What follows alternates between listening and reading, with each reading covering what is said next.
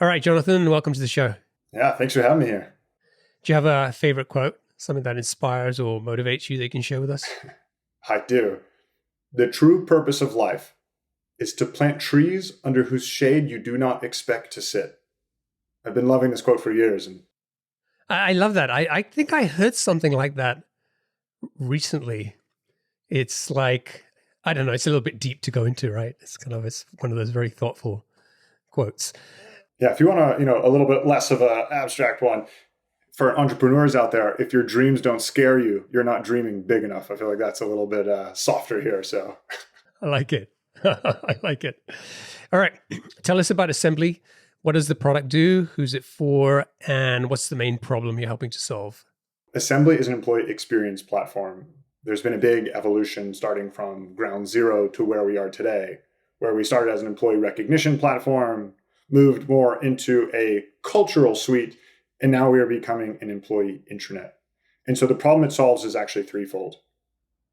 Finding information is a critical piece at every organization. If you spend time, looking for information, you're just ineffective at your job. Pushing information, getting the right information from the executive team, from your management, from leadership out to every employee is also critical. If you're not seeing important information coming out, once again, you're not as efficient as you could be. And then engaging your employee base, creating meaningful interactions, retention, morale. When you combine all three of those, if you have a retentive employee, an engaged employee, a productive employee, obviously that affects the bottom line in a positive manner. Give us a sense of the size of the business. Where are you in terms of revenue, number of customers, size of team? Yeah, Assembly's doing millions of dollars in revenue a year. We're at 35 employees. We have north of 4,000 customers on the platform. And those are companies. They're mostly domestic inside of the US, but we're pretty strong in Canada, Australia, UK. But of course, we do have a lot of companies like Germany and France and South America. We do have a pretty broad range of locational base of companies using our platform. Great. And you've raised about 14.5 million. That's right. Great. So let's talk about where the idea came from.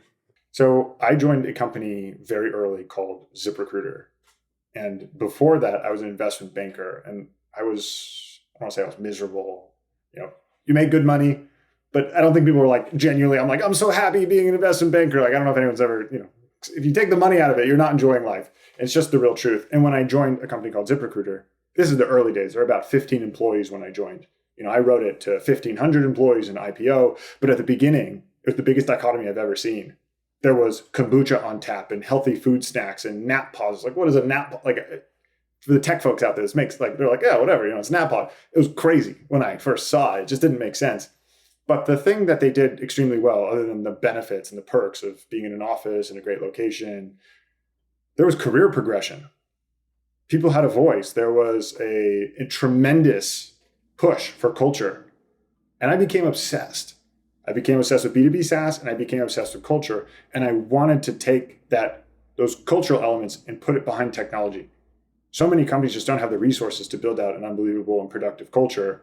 Everyone wants it, but they're not intentional about it. So I wanted to make it easy. And that's where the idea came from. Okay, great. So you got an idea. It sounds like a pretty big vision. And I think the thing that often people struggle with, or founders or entrepreneurs struggle with, is what's the next action? What do I do? So what did you do? You're exactly right. I mean, taking the first step is the hardest thing. Almost everyone says, like, I have this amazing idea. I've heard it a million times. You've heard it a million times. Everyone has.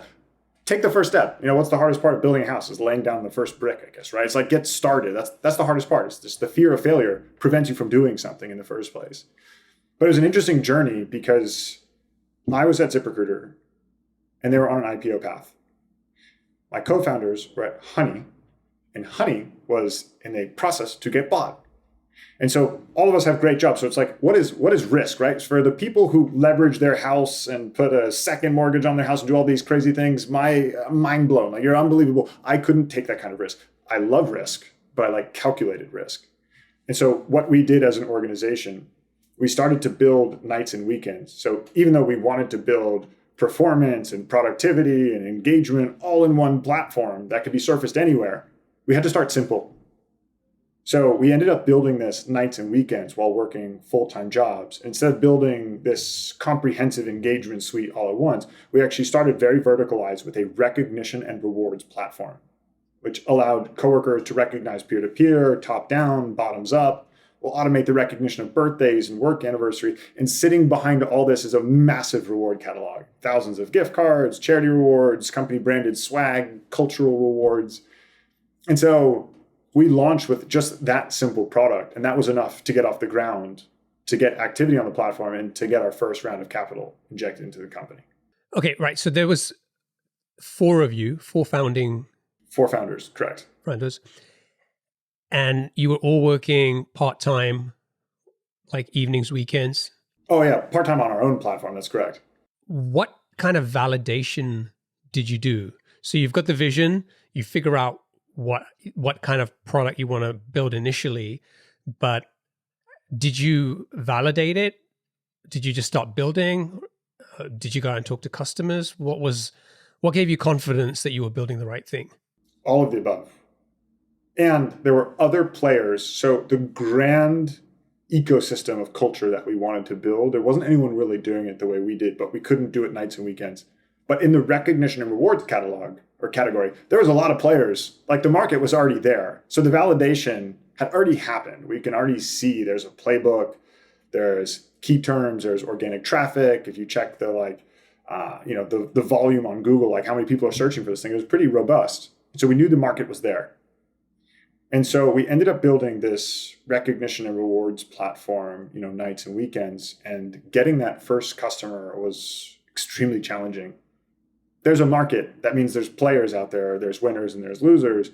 And obviously, if you're shopping for a tool, you're going to go with the best tool that you find. So how do you compete against companies that have been around the space for years, that have all the feature sets? To get that first customer was one of the more difficult things we had to do. It's like convincing someone to take a risk. You can't fully say, hey, you're our first customer.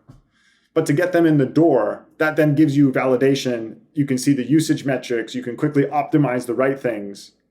And there's a fear with a lot of product folks to wait until it's perfect to launch it. But if you wait until it's perfect, you might launch the wrong thing and then you don't get feedback in enough time. And time is always working against us in the startup world. So we got it out to the market. We got our first customer in. We leveraged that first customer to the second customer and the third customer. And no customer has ever been as hard as that first customer. But it's been a wild experience since that first one. Yeah, I think often when founders are at the early stages, they think that getting 100 customers or 1,000 customers is really hard. And it's not easy, but there's something about the first customer, the first 10 customers, which is so difficult. And in many ways, it can be so disheartening because you're thinking, if it takes this much work to get one customer, my first customer, how am I ever going to get to 100 or 1,000, right? If I have to keep doing this. But thankfully, it does get a little bit easier because you start to figure things out. As you said, you can build on the momentum from one customer to the next. But how long did it take you to get that first customer? And just give us some examples of the types of challenges or obstacles you were facing trying to close this first deal. Yeah. So I wish I knew what I knew. You know what you know when you know it. So I didn't know what an ICP was, for example. So I was just like, any customer should be right for this product. Are we enterprise? Are we SMB? Are we mid-market? Didn't even think about that. Or industry verticals. Are you sitting behind a desk? Are you mobile? Like these are considerations that, in all honesty, I was ill prepared for. So I'm an LA-based entrepreneur, live out here, have been in the tech world in LA for a while. So I really used my network to get those first couple customers and leverage the interactions and honestly brand reputation of myself to push out these first couple customers. And they took a risk, right? They utilized our platform and it was buggy. Like, the site may go down. There were issues. It didn't function as properly. Intuition might have been there on some of the product experiences. But you learn really fast by launching it out into the world. You can always wait. But I think that was a great thing. I think the rapid feedback and the iteration, we were always asking for feedback. The feedback we got once we made those critical changes and understood what is the most important thing to our customers, we then leveraged it, built it, advertised on it, and then getting that, I would say that those first 10, in all honesty, a little bit of luck involved in the first 10 because it wasn't scalable.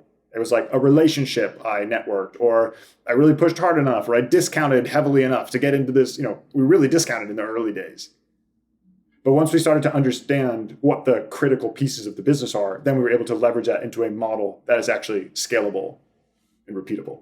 Okay, so that first customer, did you charge them right away, or did you approach it more like, I want you to use the product, give us feedback, and then if you like it, we're going to start charging you? What was at play here? How did you start getting money out of these customers? Yeah, I did actually charge for the very first customer we had, which is a bold move now that I think about it, because feedback is really the most important thing. But feedback, when someone's utilizing something for free, means they don't have the same level of commitment that you do. If they're paying for it, they're going to be upset if something's wrong. If it's free, they're like, they just might not have the same intent that you do. So I think it is pretty critical to get someone to give you feedback in a way that is scalable. Free feedback is definitely not the same as paid feedback, which is what we've learned. Every time we gave something away for free, they're like, well, it's free. It's the value of it is different. So we did put money behind that first, actually, we even charged a pretty good rate for our first customer. I think we discounted like the second, third, and fourth. But every one of those first customers were paid, in which case the feedback was true and sometimes harsh. Yeah. Now, one of the challenges with the first, I guess, 10 customers or so is you go out and you start looking for prospects, and you're going to come across a bunch of responses. You're going to get people who will tell you they already use a product and they don't need anything else. You're going to get people who tell you they don't need a product, they don't use a product, and they don't need a product. It's like life is good, or whatever they're doing is fine. You're going to get people who are going to tell you to get lost and never contact them again. It's very rare that you're going to come across somebody who's going to say, yes, this is exactly the problem I've been looking for. I'm so glad that you sent me this email or called me. What was your general experience? Were you finding that this was more about most people weren't using anything and they needed convincing that they needed this type of solution?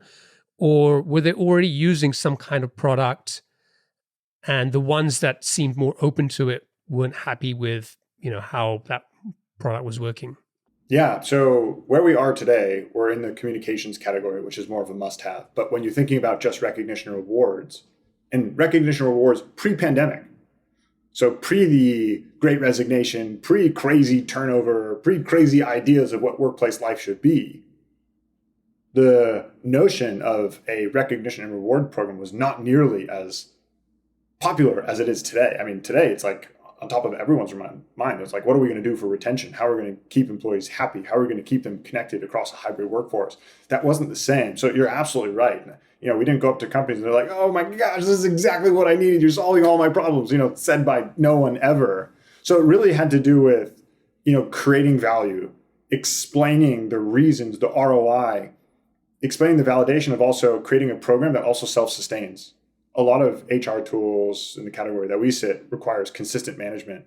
But once you turn assembly on, the automation, the emails, the notifications, the prompts, the behavioral changes, it actually happens organically. There's not really any management necessary in terms of participation across your entire organization on this recognition and rewards product. So it really self-sustained by itself. And that was a key piece of what made us successful, because the validation from those customers, we then leverage it to other customers.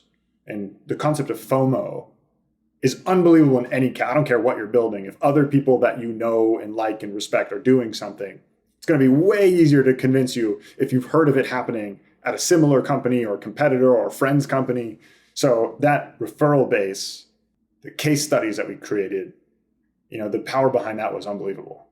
So you started off with this recognition and rewards product. And then at one point you implemented this web form, right, that you were telling me about. When did that happen? Why did you do this? And what happened with customers? When you listen to customers, now everyone says they want something, and actions are often very different. Like people will say something different than they actually do. But the only thing that was consistent in customer feedback was that everyone wanted something different, right? It's like, I want something like that I can tell you. Everyone wants something else. And ebbs and flows of what people want. Sometimes it's like point solutions. Sometimes it's, I want everything all at once. And everybody wanted something different. And so there were so many companies into the spaces to which we wanted to go. If we wanted to go into productivity, there's key players. There's Asana, there's ClickUp, there's Notion, there's Airtable. If you want to go into performance management, there was Lattice and 15.5 and Small Improvement and surveys. There's, Typeform and SurveyMonkey and Qualtrics, a massive player in this. I mean, there's so many people in each individual category. So how do you catch up to any one of them? Well, there's a whole new breed of technology that came out called no code, in which case we didn't have conviction. Like everyone said something different. So do we build one-on-ones next? Do we build an announcement tool? Do we build surveys? Do we build a daily stand-up tool that hyper focuses on that one thing? Well, we couldn't get conviction on anything else. So Josh Purvis, who's our CPO and co-founder, had this idea to take a form, like a normal form, like a survey form, but a form manipulated in a different way can do 1,000 different things, can do 1,000,000 different things. The permutations, each new form block you add can create all these different use cases. And so a form, when it goes out, when people respond to it, if the form comes back into a social feed, you really have a lot of potential. So instead of building one thing at a time and going deep into any one category, what we ended up doing is taking recognition, which was our core product at the time, breaking it down to its core components, which was a form. Who do you want to recognize? Do you want to give them points? What do they do? Tie it to a core value. That is literally answering fields in a form. So we took that form and said, you can do all these things. So we built out hundreds of culture templates with this form. And we said, let the companies tell us what they want by giving them all these options. And some of the options can range from surveys. It could be anonymous surveys, an anonymous suggestion box. It could be one-on-ones. And we can not only create forms, but we can automate the cadence to which people are notified to respond to the forms. So you can send them to departments or locations or individuals. So one-on-ones started to be really popular. People started using us for company announcements. Ugly sweater contests during the holidays, because we have a reward system where you can submit the responses, vote on it, and then reward people. The use cases were wild. And what we found is each use case another company turns on. If you turn on another use case and another use case, a normal HR experience when you use a product is you get a high adoption rate and then it declines over time. That is pretty common. It's like, I can't imagine anyone's ever said, I can't wait to do my annual review, said by no one ever. But with Assembly, when we turned on recognition, when they turned on surveys, when they turned on social channel, like a pets channel where people can upload photos of their pets or dogs or whatever it might be, the more features we added, what we ended up seeing was doubling of participation and often tripling of participation every 12 months. So people kept coming back to the platform more and more, so that when you wanted them to give recognition, they were doing it with higher frequency. When you wanted them to answer a survey, they were already in the platform because their social elements lived there. Their friends were in it. Instagram, I think the magic number was like get 7 of your friends or Facebook, get 7 of your friends to join, and then you're hooked forever. It's the same thing with our workflows. The more workflows you turn on, the more reasons there are to engage, the more collaboration and community you have. And so that was our path to getting massive adoption from a user perspective. Yeah, I think that's smart. Like building templates for forms has got to be a lot easier than building deep features in a whole bunch of areas. And so were you building templates for everything, or were you building kind of like a no-code form that they could customize and use however they wanted, and you weren't being too rigid about the use cases? Both. So we have the ability to create a customized form however you want. We have a bunch of different blocks, and all the different permutations of the blocks literally give you millions of options. But we do have templates, and most people ended up adopting the templates because what we ended up seeing is when someone adopted something new, if we saw a couple people do this thing, they're like, oh, I'm creative. We ended up just templatizing it and adding it to our template library. That's how most of our templates came to be. Like we see people do it, and so we just templatized it. That's very interesting. Let's talk a little bit about sales. One of the challenges that I think with a product like Assembly, and we were chatting about this a little earlier, is the whole dynamics of like a buyer versus a user, you want to obviously focus on the buyer when you're selling the product because they're the decision maker, they've got the budget, and they've got their own set of goals in terms of what they want to get out of the product. But those goals may not, and quite often don't, align with the goals of the people who are using the product. And the problem is that you might be able to sell assembly to HR folks, but if you're not also thinking about how to create usage and engagement with employees who actually want to go in there, I mean, you can't force them, to use this thing. But if they're not using it, then at the end of the day, it's going to be like, well, it doesn't really work. So you've got this situation here where you've got to figure out how you can drive engagement, how you can make it easier, more incentives for the employees. But none of those things are that important to the buyer who is probably, well, maybe it is, but they maybe have other priorities as well. So what was your experience there? And how did you overcome those sorts of challenges? Love this question, and we can go super deep into this one. But my advice to the entrepreneurs out there thinking and ideating on their business, if you can align the buyer and the user as close as possible, you really reduce the levels of friction. Because if they're totally detached, a buyer might want something different, as you said eloquently, than the user itself, which is why like consumer products, you're the buyer and the user. So it's like, I want this thing, I'm going to buy it. And it's like, you don't have to convince a separate person to do the thing. It's you're doing it. So the closer you can align that, and there's a lot of, even in the B2B SaaS world, there's a lot of platforms and tools that do that, in which case the purchasing intent, the decision-making power is much faster because the buyer is the user. It affects that person directly.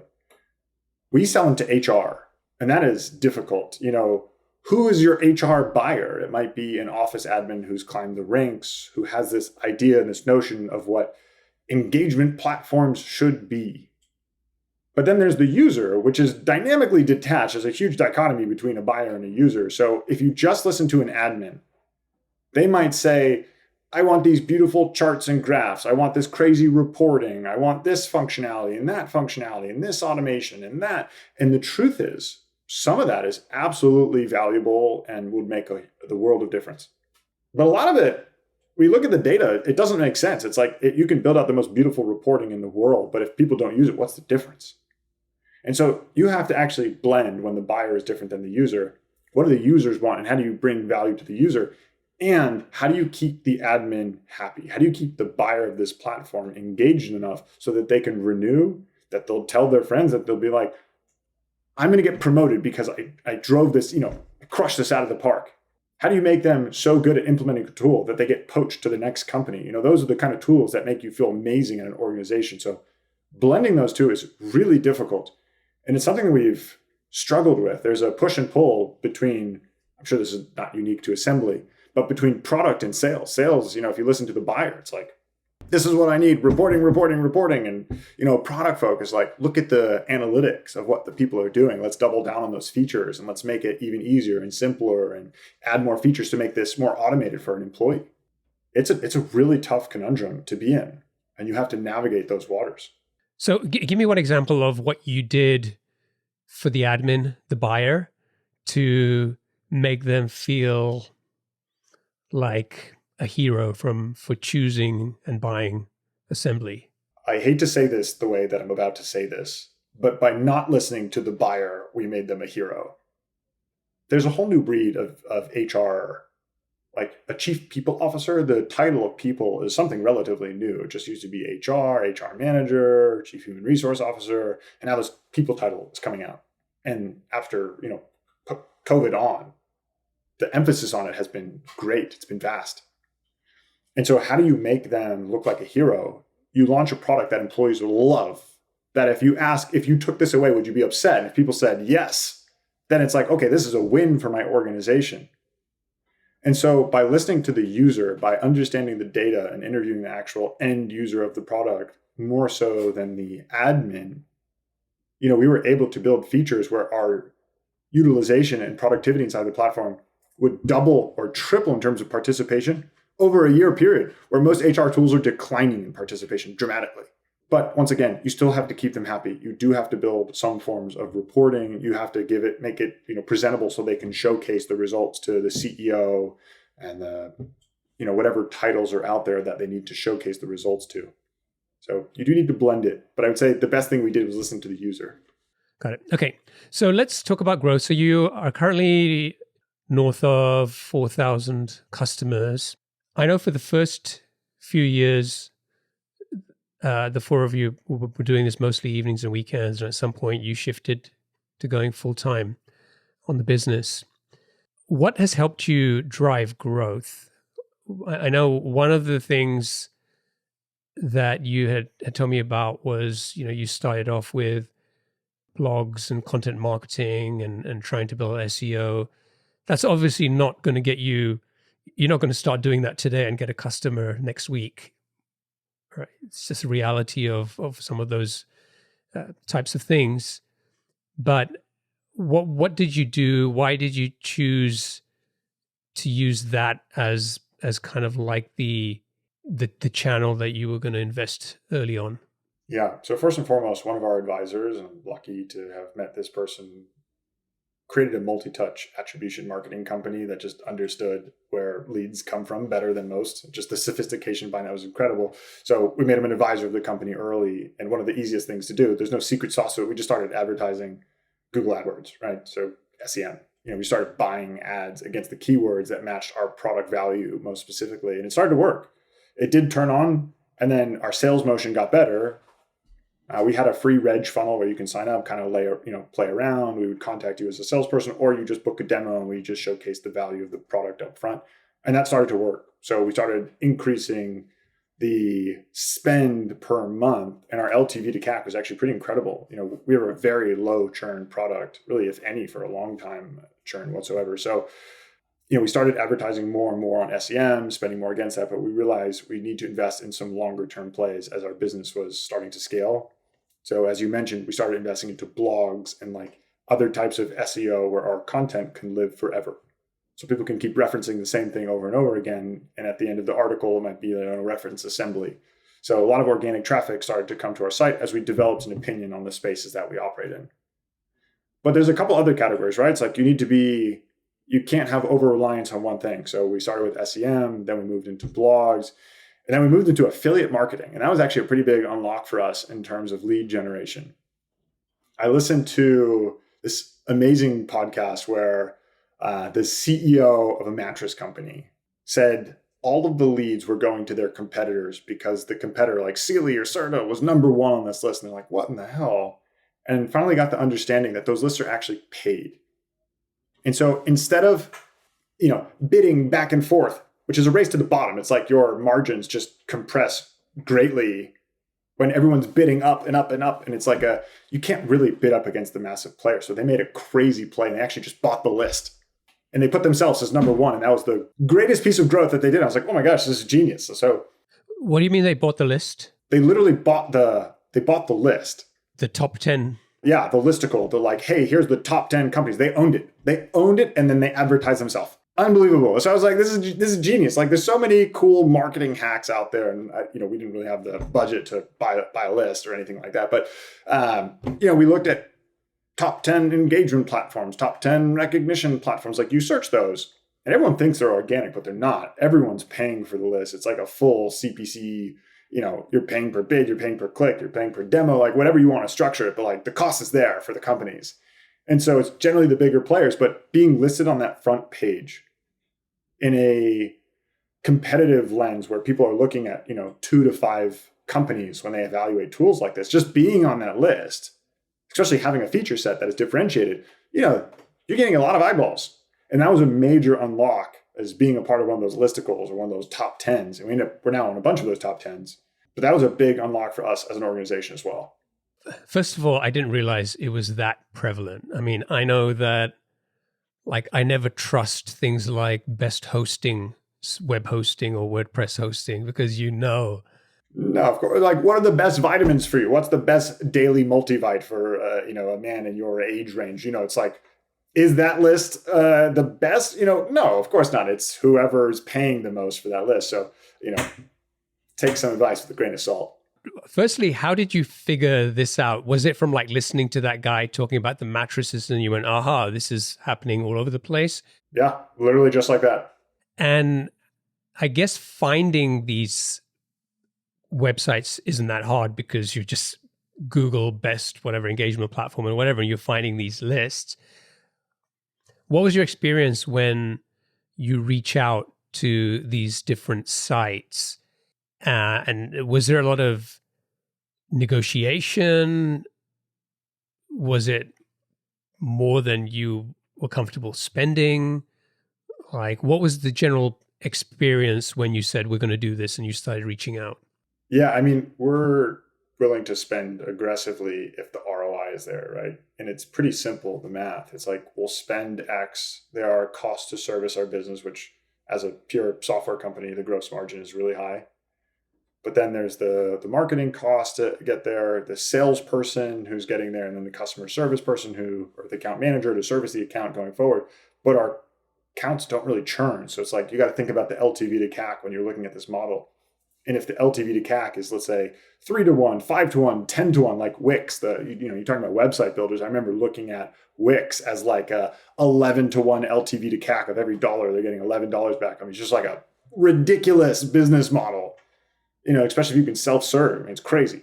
So I think what are you willing to spend is actually the wrong question in a nutshell. But you need to look, what are you willing to spend against an LTV that is generated from the ACVs and the size of the deals and everything that goes into the cost to service that deal. So you just need to be a little bit sophisticated going into what you're willing to do, understanding what your revenue generation looks like per deal. Yeah. Yeah. I mean, that's a good point, right? It's like, it's very relative. If someone tells you, $50,000 to include you on a blog post, that sounds ridiculous. But if you've got like a super high LTV and that's going to convert, well, maybe it's a bargain, right? It's very relative. Yeah. I mean, if you have a $50,000 ACV, not even LTV, let's say you have a $50,000 ACV on average per customer, and you think that advertising on that list could even get you 2 customers or 3 customers. And if they don't churn, so you're spending $50,000, you might make $150,000 in the first year off of that one blog or that one article. And then there's an LTV, let's say you have a 4-year LTV undiscounted. You're looking at a massive LTV to CAC on that. So you're exactly right. Is $50,000 expensive? It totally depends. Yeah, that's fascinating. Did you do anything else with, you talked about SEM that was primarily, I think, AdWords. Was there anything else that you did? And I guess, the problem with AdWords, again, is what it costs these days to bid and to win, the right kind of placement. And I guess it goes back to the same argument, right? Well, it costs a lot, but if the economics of it work, you're good. If you're selling a, $25 a month product, you're going to have a very hard time making money with AdWords. Yeah, so there are a couple other avenues. So we're always doing AdWords. I don't think we'll ever stop doing AdWords. I don't think we'll ever stop doing affiliate marketing. The SEO strategy is obviously starting to bear fruit, but it took a year, it took 2 years to even see the first inklings of success. So that is one play that you need to start understanding that it takes time to build up an organic presence. But 2 other channels that were critically important to us, and if you looked up top 10 sources, like look up on ChatGPT or Bard, you're going to get some of these same things. It's not magic or, it's not crazy what we did, but we started getting listed in a bunch of different marketplaces. So where people were organically looking for deals like what we offer or partnerships like what we offer, we started sitting in a lot of these HRIS marketplaces like UKG and ADP and Bamboo HR. And those started to bring us a lot of traffic organically as well, just by having those integrations and having those partnerships, making it easy for us to partner with the tools that they're already using. That was a pretty big unlock for us. And the other thing, which happened over time, and this is what's really starting to get the snowball effect going in our business, the referrals. Referrals are incredible. Referrals convert at a ridiculously high rate. So if a HR or chief people officer from an organization is like, this product was a game changer, would you mind talking to my friend at this other company? The chances we convert that company, it's got to be like 90% plus. I mean, the conversion rate is unbelievable. And so, we were just saying thank you for them, but now we're like rewarding them. Even if we gave them $1,000 for as a referral bonus just for sending over a customer, it's amazing. It's like one of our cheapest forms of marketing. So we're thrilled to be in the place now where we're starting to get referrals every single week and constantly. So it's a great place to be in. But of course, just like the partnerships, the SEO, the referrals, like those take time. But if you want to get going pretty quickly, AdWords really is a great place to start. Yeah, I want to talk about the partnerships in a minute. Just a couple of questions on the referrals. How long have you been, when did you get started doing referrals? And what was the right combination or offer that you felt what worked the best? And I asked that because with referrals, there are a bunch of different, dynamics at play. First, in terms of, how are you going to, do the referrals? Are you going to provide people with their own kind of links and stuff and all the kind of the logistics of that? But also sometimes your best customers, the ones who really love your product, don't really need financial incentives to go and tell other people about it, right? And sometimes some people actually feel icky thinking, oh, I'm going to tell somebody about it and I'm making money and I should disclose that because that doesn't feel right. And other people are more comfortable recommending the product if the person they're telling is also going to get some kind of discount that they wouldn't normally get by going to the website or some special offer. So there's these different permutations and dynamics at play here. What was your experience there, and what were some of the challenges you had to overcome to get a referral system working well? It happened organically. So I would say we just put gasoline on the fire that already existed. And to your point, I don't actually know if the monetization makes a difference. I'm sure people want to get a little bonus for themselves, but we've been getting referrals from almost day one. If people like a product, they will tell their friends. And that's what's been happening. So we're just appreciative. And but it's been going on almost since the day we launched. We've been getting referrals from one company to another company. And only recently did it just as a gesture of appreciation, do we wanted to start giving a kickback? Not a kickback's probably the wrong word. We wanted to give a little bonus for for recommending and being thoughtful. But yeah, we wanted to give appreciation for, thinking about us in that lens, being proud enough of our platform to share it with someone else. Also on the partnerships, just explain that a little bit more in terms of how you got that working as a growth channel. So presumably you're just going out and you're looking at what types of, HR related products or workforce management solutions like the UKG example that you mentioned, these customers using. And then what were you doing? You're building an integration with those products and then like getting listed in their marketplaces or whatever. What was the mechanism for driving organic growth once the integration was in place? Yeah. So I guess you have to go back before that. So to get the integration, it's not the easiest thing in the world. They don't want to partner with you until you have a certain number of mutual customers. But to get mutual customers, you need the partnership with them. So you get stuck in this like virtuous loop, this conundrum of like, what do I do? How do I do it? So ironically, once you get enough customers, even if they don't have the integration built, like we saw who their HRIS provider was. So ADP owns a huge majority of the marketplace. So that seemed like a no-brainer to do that. And we got a bunch of ADP customers up first. So that was one of the first integrations we actually built. And then Bamboo HR kept coming up and UKG kept coming up and like the list goes on, and Paycom and Paycor and Paylocity and like, there's 1,000 of them out there. But each one that came up, we started to build out the integrations. Then we realized we need the entire landscape. We need all of the ecosystem.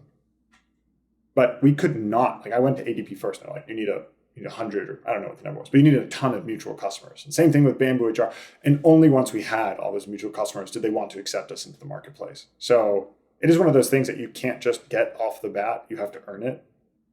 And to earn it, you have to build a product that people want to use, regardless of the limitations of not having the integrations. But once we had the integrations and once we had the mutual customers, then they opened us, they gave us a hug, like welcome to the club, join this. And it's been super fruitful because people want to partner with tools that play well in the ecosystem that they're already playing in. Anything you reduce friction with is better. Yeah, that's a good point. I mean, these HRIS solutions, they're not sitting there with like, oh, here are our public APIs. Whoever wants to go and build an integration, go at it. And, you're all good, right? You have to build a real partnership before they're going to give you the keys to do anything with their products. It's an important distinction to make. Okay, one more thing I want to talk about is like the competition, right? This is a space, and you alluded to this earlier, where you can move in one direction. You say we add this one feature, and then suddenly there's a whole swath of competitors that you are potentially competing with that weren't relevant yesterday. And so it's a pretty crowded space. Number one, like, how much time and effort do you put into following competitors? And secondly, where do you feel the differentiator is, and what are you striving towards to make sure that in the customer's eyes, there's a clear value prop, a clear differentiator for using Assembly versus, some other products that might do similar things? That's been one of the bigger challenges of our business. Kind of said a little bit differently, but when you heard the evolution, we started as a recognition rewards product. Then we added a form builder, a no-code form builder that could do 1,000 different things. So we ended up competing with like SurveyMonkey for surveys and all these performance management because we could do one-on-ones, because theoretically a form could be a review. Now we're competing against Lattice and 15.5 and Small Improvements and all these companies that like are purpose-built. And then on the other side, there's a million recognition rewards companies that we're going up against as well. So we have all this stiff competition into these categories. And now we're a very horizontal platform that does so many different things. And we're good at a lot of things. Are we the best at certain categories? Historically, no. And it's interesting though, when we think about the competition, we were losing to certain categories, but we often won because of our horizontal nature and the ability to consolidate your toolkit and be like, get rid of SurveyMonkey, get rid of Lattice, get rid of X and Y, and like save $20 per head in terms of SaaS budget. But how do we become excellent? How do we become the winner? And to win, you really need to be the best. Or you need to have such crazy like Microsoft, for example, that like, is Slack better than Teams? That's a debate we can have at a different time. But what Microsoft did was absolutely genius. They created Teams, which was obviously the Slack competitor, and it's bundled in the suite. And if you look at the chart, Slack was going vertical, but Microsoft Teams came out of nowhere and then literally, like, if you thought Slack was vertical, Microsoft Teams, went straight up. I think it was like a 90-degree angle. It was one of the craziest charts I've ever seen, if you've looked at that. And so as we built this horizontal platform, we do a lot of different things. And we have a lot of different competitors. It's funny because all these different competitors, they play in their own ecosystem. But when you consolidate all of our tools and how people were using it, announcements, recognition, surveys, feedback forms, and people were like, hey, you're kind of like our intranet. Which was such an interesting thing because I was like, intranets suck. They're like, intranets of old. Like, it's a bunch of blue links that nobody goes to. It's like a site with pretty images that go really stale and someone has to manage it, but no one cares about it. I was like, why are you calling this an intranet? So I did a lot of research into what is an intranet? What are the key features? And it comes down into the three pieces that we described to you at the beginning of this call. It's like pushing of information, finding of information, and engaging your audience. Now, we crushed the engagement piece. The usage on our platform is wild. It looks like a productivity tool, but we're in the HR category. So we've crushed engagement. But engagement sits in this tertiary, this nice to have bucket. In terms of HR, there's like a tool stack. First order priorities, payroll, benefits. It's like you cannot function without that. Just point blank. The second category is like communication, productivity. It's like, you have to share information. People have to be informed of what we're doing at the organization. That is a must-have, or at least much higher in the order stack compared to an engagement product. And especially when interest rates skyrocket and people start to think about their budget, what are you cutting? Thankfully, we had such high you cut the nice-to-have. Thankfully, we had a lot of usage. So, we didn't really face that much churn as an organization, and we kept ramping and growing pretty dynamically through the downturn or the looming downturn. I don't even know where we are in this. Everyone's saying we're in a recession, we're not in a recession. But we kept building these features that actually made us an intranet and put us in this must-have category. And the two features we were really missing were announcements, which we already had, but it was once again a decent announcement tool. We needed announcement analytics and insights. We needed recurring notifications. We needed distribution to Microsoft Teams and Slack and other different, your mobile phone or screens if you're in a manufacturing organization. We need to push announcements everywhere. We need to make sure people saw it and remind the people that didn't.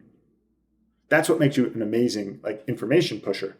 But then finding information. Now, this is a part that I feel like we're getting lucky because of being at the right place at the right time. There are companies that have been building AI and finding of information for years. They've invested $50 million, $100 million with unbelievable engineers in the ability to understand context and to give you an answer. Well, a few months ago, ChatGPT, OpenAI kind of commoditized artificial intelligence.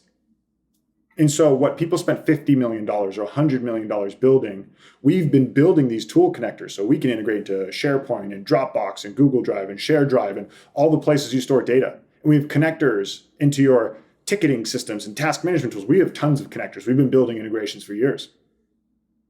What we couldn't do pre-AI, pre the emphasis, pre-becoming an intranet, is to understand the context of what that thing was and give you an answer.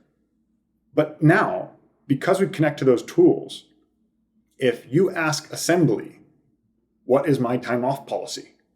Not only can we deliver that policy in the PDF format or Word doc or wherever you're storing it, but we can actually say to you, you can write it out just like ChatGPT does. You have January 19th off. You have February 22nd off. You have July 4th off. And we are a flexible policy, a flexible vacation policy at this organization. It'll give you the answer.